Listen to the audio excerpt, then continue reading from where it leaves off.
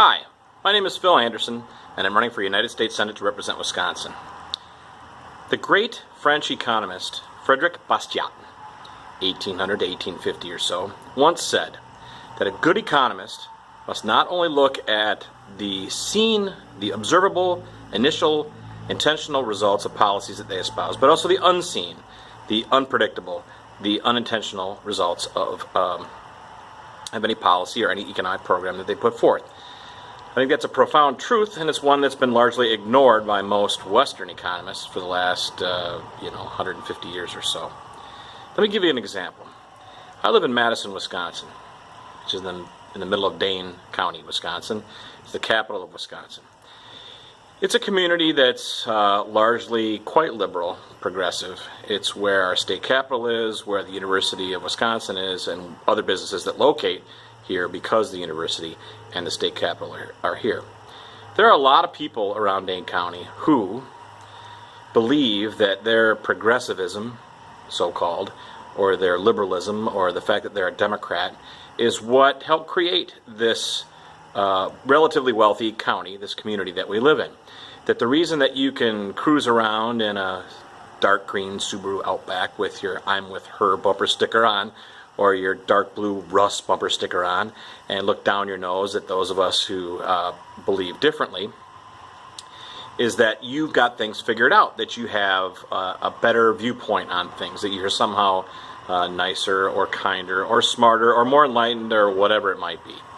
Now that doesn't apply to a lot of people. And maybe it is a lot of people, I don't know. We tend to run into those people at the farmers market and other places where there are a lot of progressives and Democrats in Dane County, and where we're out there in front of them as libertarians, a lot of that sort of commentary, like the look down the nose, what you're saying is crazy, and of course over-exaggerated characterizations of what libertarians believe, totally not founded. In fact, accusing us of having Koch brothers money, or being just Republicans who like to smoke pot or whatever, totally misunderstanding, which of course works against the idea that they're actually enlightened or educated in the first place. But be that as it may, there's a cultural sort of mindset here that if you belong to this sort of ideological milieu, well look, I use that word, that's probably a word that the people I'm describing would use, that if you belong to this ideological milieu, that you somehow have something figured out that the rest of us don't, and that you're somehow a little more educated and enlightened or whatever. That's the scene, right? If you just look at how Dane County is run, whoever the county executive is now, and the fact that, I think 3/4 of the people on the county board are progressives or progressive Dane, and most of the people on Madison Common Council are at least Democrats, if not full-on progressives, you might think that those policies resulted in this beautiful place to live, in which we live, that has been rated numerous times one of the best places to live in the United States. But that is not the case, because the state government, the University of Wisconsin, and everything that comes along with it aren't just parts of this county.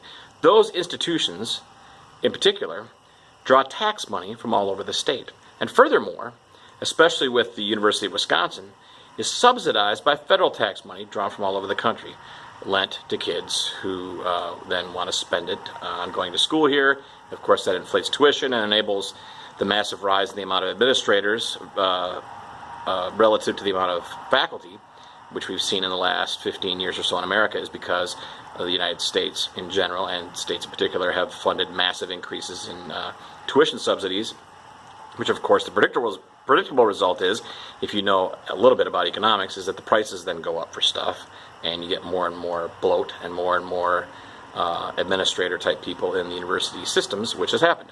So all of that, in regards to my first point, is that there's a lot of wealth coming into Dane County and into Madison that wasn't made here. It was extracted from other parts of the state. It was extracted from other parts of the country. So all of these huge institutions, or at least these two main ones, of course there's others as well, but the main institutions of this, that is the state government and the University of Wisconsin, draw wealth from all over the state and all over the country, and then the people that work and that make money on that wealth, that profit from it, yes, if you work at the university and you're making money, you're profiting, just like anybody who has employment, you profit. They then spend that money throughout the economy in Dane County, and they spend it at, Metcalf's or Hy-Vee or Cops or Whole Foods or any of the 3 locations of the Willie Street Market.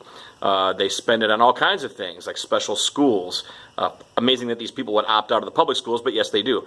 All these different sort of things that other people in other communities and other counties that aren't the beneficiaries of a massive tax extraction from the rest of the state and the rest of the country don't have. So they look at it very myopically, these people I described that ride around in their dark green Subaru Outbacks with their Russ and Hillary stickers on and their Tammy Baldwin stickers on. Of course, these people don't realize that they've been betrayed, tragically, by the very people whose stickers are on their car, but that's a pretty tough sell nowadays. Hopefully at some point they'll wake up and realize that. But the problem is that they have a very myopic view of where their wealth comes from. It's hidden, the sources of that wealth, because they don't live outside of Dane County, that they just live here. And everything's cool, everything's happy, we're getting good roads, generally speaking. But even then, actually, the city government and the county government borrow every year, which I don't know how that works. But nonetheless, a very high standard of living in Madison and Dane County, the result of which is people who are deluded into believing that that standard of living comes from their political philosophies, their votes, and their political parties, when in fact it's just taxation being funneled into the state, or from the state into Dane County and into Madison, which is theft, of course. So you're all profiting. Those of you who I'm referring to are profiting from the theft of taxpayer money, because certainly it's not in the best interest of people in, I don't know, Stevens Point or La Crosse or Eau Claire or Menominee or Beloit or Janesville or Milwaukee, Racine, Kenosha, wherever, for them to spend their tax money so that you can have a nicer car to drive and put your Russ sticker on it. They, a lot of them agree to pay taxes or do pay taxes with the idea that they consent insofar as that money would go to help fund education, but they don't see that what it actually goes to fund is a lifestyle and a mindset that's directly contradictory to the hardworking mindset of most people in Wisconsin, most of the people in the United States, and is contradictory to the principles on which this country was founded. And that is that people ought to be able to live their lives as they choose without interference from other people. And when you vote in certain politicians who then extract money involuntarily, obviously theft, from other parts of the state and other parts of the country so that you can live in this isolated little place and profit from it, that's not fair.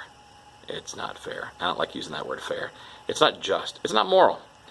And it's back to Bastiat at the beginning of my little piece here. It is the unseen consequence of that economic policy. The seen consequences are trumped by the unseen consequences, and that is that the way that these people live has a direct effect. They don't see it, but has a direct effect on the life and the welfare and the prosperity of people in other parts of the state. That's the moral of the story. Sorry it's 8+ minutes long, but I think it's an important story that needs to be told, and I encourage all of you, if you haven't read it, a book by Frederick Bastiat called The Law. It's only about 100 pages long, and it's brilliant. It'll tell you everything you need to know in terms of what I'm talking about. Thanks, and I'll talk to you tomorrow.